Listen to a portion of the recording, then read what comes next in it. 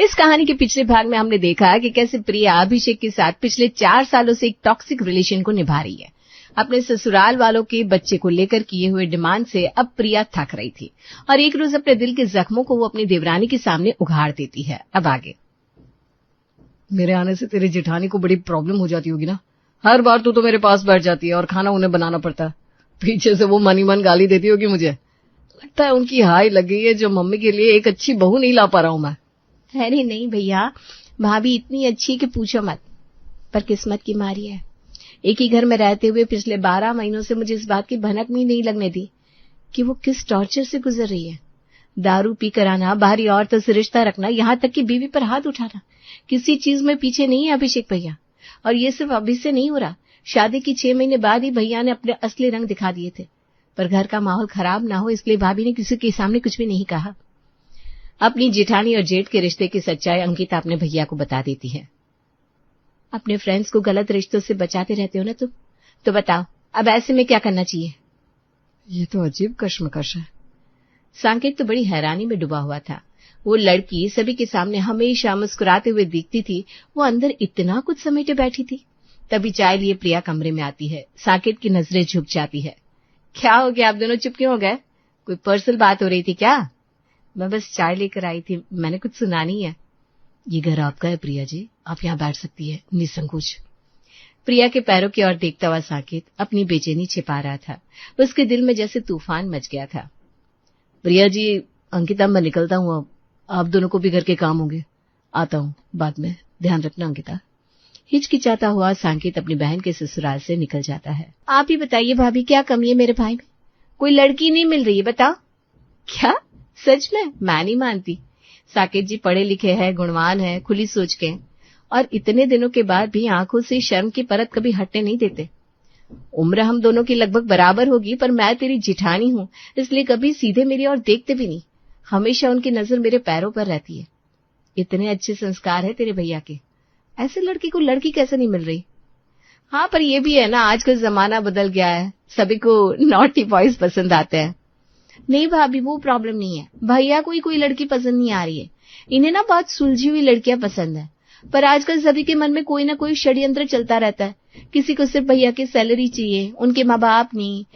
कोई भैया के लुक से, मसल से अट्रैक्टेड है। अच्छा, आपको मेरा एक काम करना होगा भाभी, मेरी मदद करनी होगी भैया के लिए सही लड़की ढूंढने में। आप करोगी मदद? अरे इसमें पूछने वाली बात क्या है? तेरा बड़ा भाई मेरा भाई तो हाँ बस आगे इसके आगे स्टेटमेंट कंप्लीट करने की जरूरत नहीं है। मेरा बड़ा भाई है, इसलिए आपको मेरी मदद करनी है बस। प्रिया मुस्कुराते हुए अपने कमरे में चली जाती है। गोद में बैठ जाती। क्या हो गया आपको? आपकी गोद में दरवाजा खुला हुआ है, सब घर पर है। आप भी ना एक्टिंग मत करो, ठीक है ना? जिस हिसाब से उस साकेत से हंस हंस के तुम बातें कर रही थी, मुझे लगा कहीं गोद में ही जाकर ना बैठ जाओ। छी, अपने पीछे पड़ गए साकेत जी के। उनकी बहन का ससुराल है ये, उन्हें मना कैसे कर दूं यहाँ आने से? उनके ऑफिस के रास्ते में पड़ता है हमारा घर, तो बहन को देखने आ जाते हैं। और इस रिश्ते के बाहर गलत संबंध आप रखते होंगे अभिषेक जी। मैं वैसे घर से नहीं आती, मैं जो हूं जैसी हूं आपके सामने हूं। आज तुम्हारा यार क्या आ गया? तुम्हारी तो बोली बदल गई। मेरे पीठ पीछे ये सब हो रहा है ना, इसीलिए अब मेरा वक्त बेवक्त आना तुम्हें खास परेशान नहीं कर रहा। पूरे 12 मिस कॉल किए थे मैंने रात को, आपने फोन रिसीव ही नहीं किया। आपका नंबर लगातार बिजी आ रहा था। फिर मुझे समझ में आया कि आपने मुझे ब्लॉक करके रखा है। खैर, आप आराम कीजिए, पापा जी को खाना देना है, मैं जा रही हूँ। प्रिया की आंखें लाल हो जाती हैं और वो बाहर जाकर अपने कामों में लग जाती है। अपनी नींद पूरी कर शाम के 5 बजे अभिषेक नींद से जागता है। प्रिया, कॉफी लाना। ओ प्रिया, कहाँ मर गई?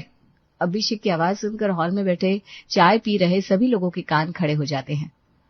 ज्यादा सो गया है क्या आपका बेटा? ये कैसी बोली बोल रहा है, कहाँ मर गई? ऐसे कौन बुलाता है किसी को? अरे कहाँ मर गई, ये तो आपकी माँ भी मुझे कहती थी, तो क्या मैं मर गई? ये बोलने वाली बात है। अपनी दादी के मुंह से जो सुना वो कह दिया। अब है तो अपनी दादी का ही खून ना। वैसे बहू को कुछ हो गया तो नुकसान आपके बेटे का ही होगा, उससे गर्मा गर्म रोटियां कौन परोसेगा? और ये बात वो कतई मन से नहीं बोल रहा। जा बहू, अभिषेक तुझे पुकार रहा है, उसे कॉफी बना कर दिया। आप अपनी चाय कंप्लीट कीजिए भाभी, मैंने चाय पी ली है, मैं जाकर भैया को कॉफी देकर आती हूँ। अमन को साइड में आने का इशारा करके अंकिता किचन में चली जाती है। अब बोलो, तुम्हें मेरी बातों पर शायद 90% भरोसा हुआ था, अब 10% और भरोसा हुआ कि नहीं? वो तमाचा जो भैया ने भाभी को जड़ा था वो झूठा नहीं था। और आज जब साकेत भैया फिर से आए थे तो भाभी को इतनी गिरी हुई बातें बोली है भैया ने कि क्या कहूं। मुझे लगा था तमाचे के बाद भैया कर ही क्या सकते हैं, पर उन्होंने तो अपना प्रीवियस लेवल भी पार कर दिया। और फिर ये कहना कहाँ मर गई, वो भी सभी के सामने। अरे बाबा, शांत शांत, अपनी भाभी के लिए मुझसे कलेश कर लोगी क्या? तुम्हें जितना तुम्हारी प्रिया भाभी प्यारी है ना, उतना ही मुझे भी उनके लिए सम्मान है। मुझे लगता है एक बार मुझे भैया से बात करनी चाहिए, पर घर पर नहीं, क्योंकि बात अगर घर पर सबके सामने निकल गई तो थोड़ी बहुत शर्म जो भैया की आंखों में है वो भी खत्म हो जाएगी। मैं निकलता हूँ, तुम कॉफी लेकर जाओ भैया के लिए। हाथ में कॉफी का मग लिए अंकिता जैसे ही अपने जीजी के कमरे का दरवाजा हल्का सा खोलती है, अभिषेक कहता है, आ गई महारानी आप? हाँ भैया आ गई।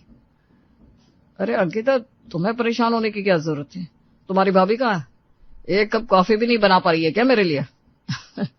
देख लो, शादी के बाद यही होता है, कुछ दिनों बाद तुम्हारे और अमन के बीच का प्यार भी ऐसे ही छूमंतर हो जाएगा। मैं छूमंतर होने नहीं दूंगी भैया। मैं वैसी बीवी नहीं हूँ जो अपने पति को सर पर बिठा कर रखूं, उनकी गलत सही में हामी भरती रहूं, कतई नहीं। पति को आसमान में पतंग की तरह छोड़ भले ही दो, पर डोर हमेशा अपने हाथ में रखनी चाहिए। ये कहकर अंकिता कॉफी का कप अपने जीट को पकड़ाकर कमरे से बाहर आ जाती है। दिन बीत रहे थे। अगले दोपहर अमन अपनी फैक्ट्री के ऑफिस अपने भैया से बात करने पहुंच जाता है। I am very sorry Aman sir, पर अभिषेक सर अंदर स्पेशल क्लाइंट के साथ बैठे हुए हैं, उन्होंने किसी को भी अंदर आने से मना किया हुआ है। इस फैक्ट्री का मालिक मैं हूँ, शायद तुम भूल गई हो। और जिन सर का नाम लेकर तुम रौब दिखा रही हो ना, वो मेरे बड़े भाई हैं। तो अगली बार मुझे रोकने से पहले अपनी पोजीशन याद रख लेना, तुम्हारे लिए बेहतर होगा। सपना, व्हाट आर यू टॉकिंग? तुम्हें अंदाजा भी है किनसे बात कर रही हो तुम? मैनेजर साहब पिछले 2 महीने से काम कर रही है ना हमारी फैक्ट्री में। इनके काम का जरा खाता तो भिजवाइए ऑडिट के लिए। और ध्यान रहे, आज से इनके पास हमारे किसी भी और ऑफिस में घुसने का अधिकार ना रहे। गुस्से में अमन कॉरिडोर को क्रॉस करता हुआ अपने भाई की ऑफिस का कैबिन का दरवाजा खोल नहीं जाता है कि किसी के पैरों की आवाज उसे रोक देती है। लगता है कोई बाहर आ रहा है। अमन फौरन छुप जाता है। कैबिन के अंदर से एक शॉर्ट सेक्सी ड्रेस पहने अभिषेक एक लड़की के साथ बाहर निकलता हुआ दिखता है। I hate you Abhishek, I really hate you. तुम मैरिड हो सीरियसली? लीजा बेबी, वो एक जबरदस्ती की शादी है जो मेरे परिवार वालों ने करवा दी थी। हम दोनों में पति पत्नी जैसा कुछ है ही नहीं। अगर ऐसा होता तो मेरा कोई बच्चा तो होता। कोई नहीं है बेबी, प्लीज लिसन। लीजा के पीछे पीछे अभिषेक फैक्ट्री के बाहर निकल जाता है। हे भगवान, ये भैया तो कुछ ज्यादा ही गिर गया। अंकिता ने तो किसी प्रीति नाम की लड़की के बारे में बताया था, ये तो लीजा है। फिर कोई एक मिताली भी थी। ओह गॉड। अमन फैक्ट्री की फाइनेंस बुक चेक करना शुरू करता है, जहां उसे पता चलता है कि उसका भाई अंधाधुंध खर्चे कर रहा है। 2 महीने पहले भैया ने एक फ्लैट लिया है, वो भी सूरत में। वहां तो हमारे कोई क्लाइंट भी नहीं है, ना ही वहां हमारा कोई माल जाता है। वहां फ्लैट लेने की क्या जरूरत थी भैया को? कहीं भैया भाभी को छोड़कर किसी और औरत के साथ बसने की तो नहीं सोच रहे? अंकिता सही थी, इस सब में असल में भाभी पीस रही है। कितना प्यार है उन्हें भैया से, और वो छी। एक रोज अंकिता अपनी भाभी से कहती है, बड़े दिन हो गए भाभी, हम दोनों ने ना साथ में कोई मूवी देखी ना कहीं घूमने गए। मैं कह रही हूँ आज निकल चलते हैं, शॉपिंग करते हुए मूवी देखते हैं और बाहर खाते हुए दोनों जिठानी देवरानी वापस आएंगे, क्या कहते हो? अरे नहीं नहीं अंकिता, क्या जरूरत है बेफालतू में खर्चा करने की। पापा जी मम्मी जी को भी खाना परोसना होता है, और फिर दोपहर का खाना भी वैसे मैंने ऑलरेडी बना लिया है। वही तो बात है ना भाभी, हर बार आपके पास कोई ना कोई बहाना रहता ही है। देखिए खुद को कैसे बैठे बैठे डल सी हो गई यहाँ। पापा जी को भी वैसे भी रात को ज्यादा भारी खाना पसंद नहीं है, तो बचे हुए चावल को रात के लिए मैं ही फ्राई कर दूंगी या वापस लौट कर फ्राई कर दूंगी। और दाल सब्जी तो है ही, बस गर्मा गर्म रोटियां सेकनी होगी। प्लीज आप ऐसी भोंदू जैसे शक्ल मत बनाओ। और हाँ, जींस पहनना, साड़ी नहीं। कमरे के अंदर कुछ भी पहनना समझ में आता है, पर बाहर वो भी जींस ना बना। शादी के पहले आप जींस पहनती थी ना, पता है मुझे। फिर क्या हो गया जींस पहनने में आज?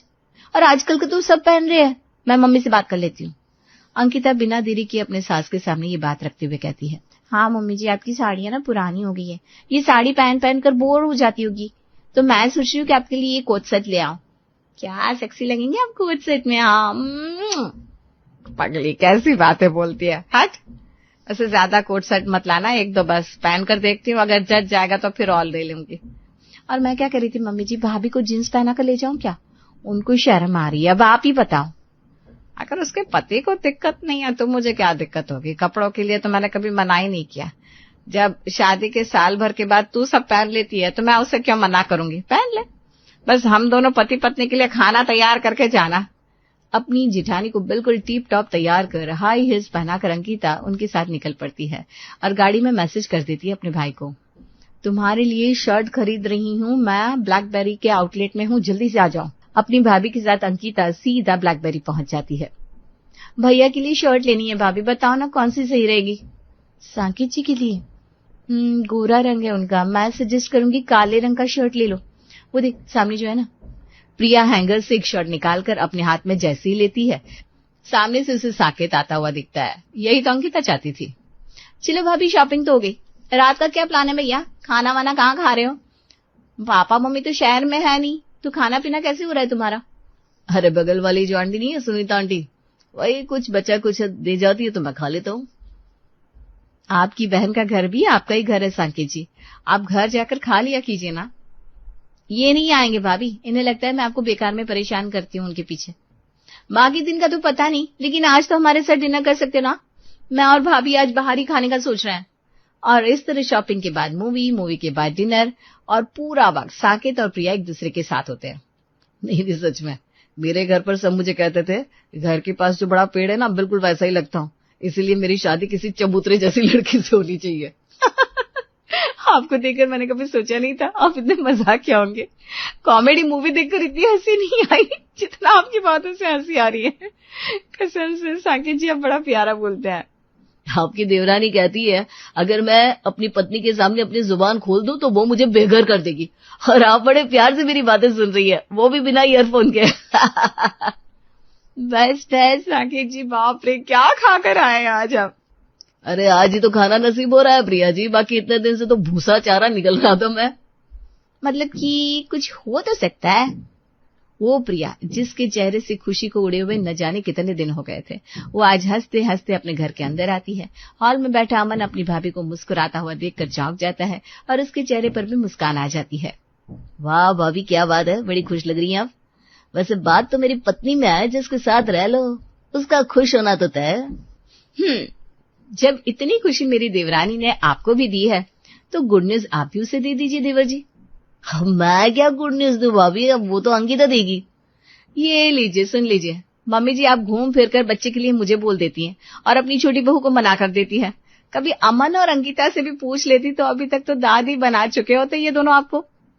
इतने दिनों के बाद प्रिया को इस तरह फ्रैंकली बात करता हुआ देखकर सभी चौंक गए थे। रात को कमरे में, तुम सो गई हो क्या अंकिता?